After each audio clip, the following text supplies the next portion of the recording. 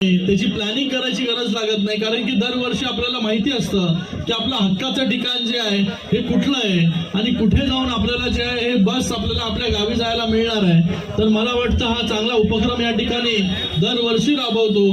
संदेशचं पण खूप खूप इथे अभिनंदन करतो, धन्यवाद देतो. आज या वॉर्डमध्ये अजून डोंबिवली पश्चिम येथील सत्यवान चौक ते बालाजीवाडी पर्यंत रस्ता, त्याचं कॉन्क्रिटीकरण, त्याचं 50 लाख रुपये.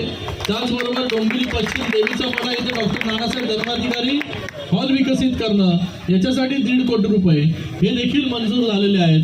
मला आणि मनापासून आभार या ठिकाणी व्यक्त करतो आणि सगळ्या कोकणवासियांनी गणपतीचा सण उत्सव आनंदाने साजरा करून परत आपल्या मुंबईला येऊन आपल्या कामधंद्यामध्ये त्यांना यश मिळो गणरायाचरणी मी विनंती करतो.